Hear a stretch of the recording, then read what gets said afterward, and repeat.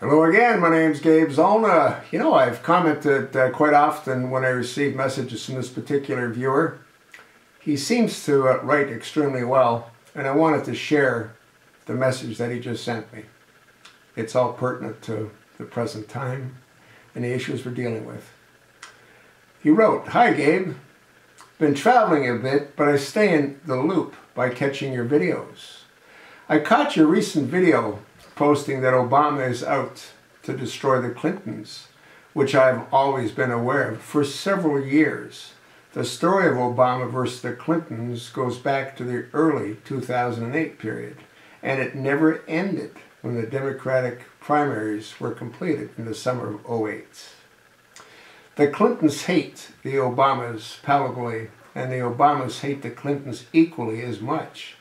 It's just that simple. Of course, in public, they say a bunch of feel-good crap about each other, but those two camps couldn't despise each other more. And the knives keep getting traded back and forth through the leaks, and have been for years.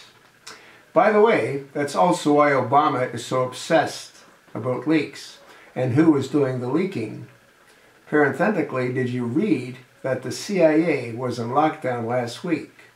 Most likely due to Obama, trying to capture someone within the CIA who was trying to escape and onto his treacherous acts. Back to the Obamas versus the Clintons. Think about this. Obama tried to kill Hillary, just like he did Chris Kyle, the sniper, and the Navy SEAL Team 6. That should tell you something. Google plane crash, Iran Hillary 2012, and take a gander. Keep in mind, Hillary's plane crashed in just weeks after she officially stepped down or was forced to leave as Secretary of State. And 1 month before, she was scheduled to testify under oath before Congress on Benghazi. Obama obviously doesn't like her around because of what she knows. So his instinct is to kill her or get rid of her however he can. It's not a coincidence Hillary was wearing Coke bottle-sized eyeglasses during her sworn Benghazi testimony when she famously stated, quote, "What difference does it make?" End of quote. She was wearing those huge glasses because she had been injured so badly in the crash, which most likely Obama masterminded. Remember, Obama just kills off many people that won't submit to his demands or that he cannot control easily. And he has his hands tied up, often dealing with the two Clintons. And he's tired of them. He just wants them gone already. So, the story in the mainstream press is her falling in her house at Chibouque a few years ago. Wasn't the source of her concussion or those big glasses? It was the violent plane crash. So violent that a Marine on board that same plane was killed. Recall also that the very first quote-unquote birther of any significance was Bill Clinton himself in 2008, who eluded Obama's candidacy as a complete fairy tale. Bill Clinton knew then what many people now know, that Obama's background, as was presented publicly, was risibly false and utterly fabricated. But then something happened in 2008. Bill Garthney, a close friend of Bill's in Arkansas, was shot lethally in the chest. And the message to the Clintons was clear after that murder. If you keep up with the birth certificate issues, then Chelsea is going to be next. And since that time, the Clintons have backed off on the Obama birth certificate issue.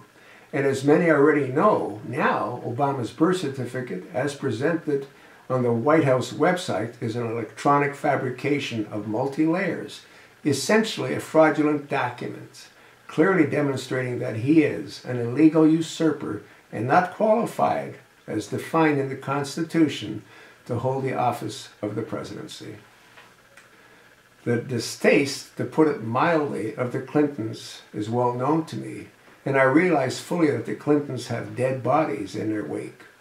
But much of your disdain for Hillary, I think, is misdirected, as many of her actions, especially while Secretary of State, were driven by, quote-unquote, the chosen one with the floppy ears.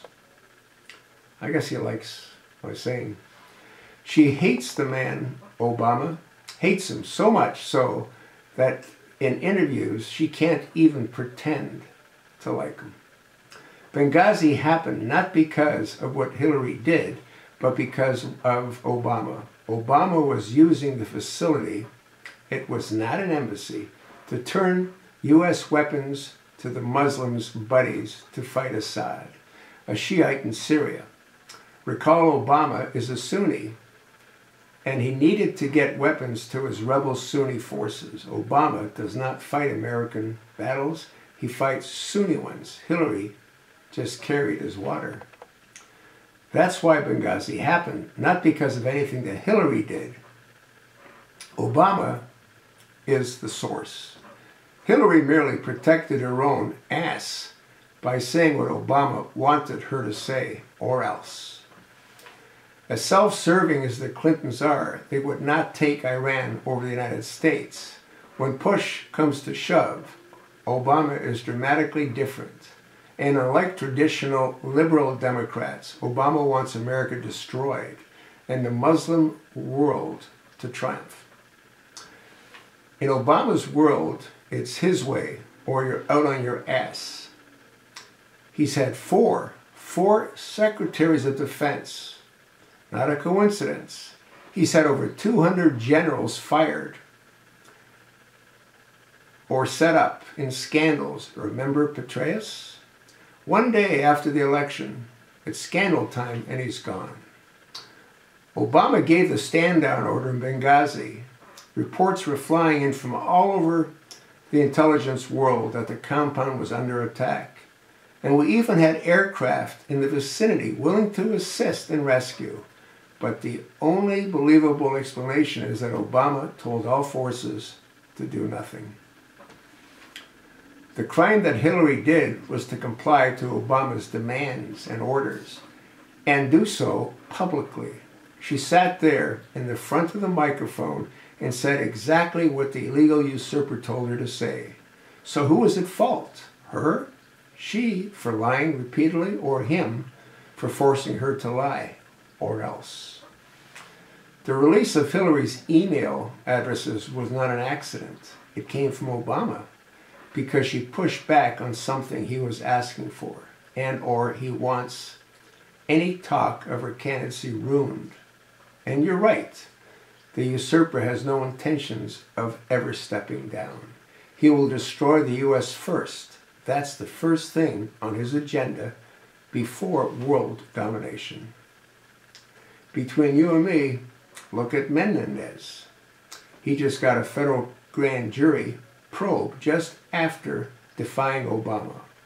Look at the Tea Parties and the conservatives who did IRS audits. Obama goes for the jugular, and he controls people by one of three methods. He either threatens them by exposing dirty laundry, bribes them, or kills them. It's that simple. Ever wonder how Justice Roberts changed his deciding vote?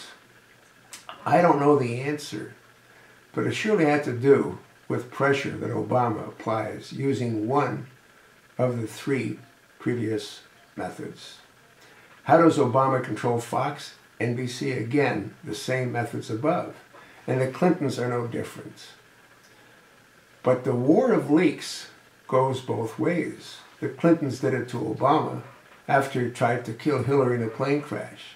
Do you remember when Snowden released his famous document dump showing that NSA was spying on Americans? Sources revealed that his path to safety was paved by the State Department. That means Hillary wanted to expose Obama and to get revenge for him trying to kill her. Had Snowden flown outside of the U.S. to embarrass Obama publicly for what he was doing. My point is that the bad shoes that drop about each one are related to each other. That's how they attack. So whatever you have negative stuff coming out about the Clintons, consider the source and the motive, who is smearing them and why. Like I said, I am fully aware that the Clintons are not saints, but someone once told me that you can't swim in a shark tank unless you're a shark. Keep up the great work. And he signs it, Will. Now, I thought he did an incredible job putting this together the way he did. The only thing that I wanted to clarify for him, and he must have missed a couple of my videos, is where he talked about Justice Roberts on the Supreme Court. If you've viewed my videos for a while, I believe that the reason Justice Roberts, who was the deciding vote that pushed Obamacare onto the American people, was simply because Justice Roberts and his wife adopted 2 daughters. And those daughters were born in Ireland. And Irish law prohibits anyone other than someone that's Irish from adopting children from Ireland. That is why I believe that Justice Roberts did what he did, for his own personal, selfish reasons. Can I blame him? When you take into consideration the damage that that decision caused, absolutely I can blame him. Him meaning Justice Roberts. I want to thank Will for taking the time to write what he did. I don't know how many, if any of you are going to listen to this entire video. I hope you do. It was really well written. I don't know if I did it justice, but I think I got the point across. If you like what Will said, pass it on. If you don't like what Will said, maybe you want to go find another channel.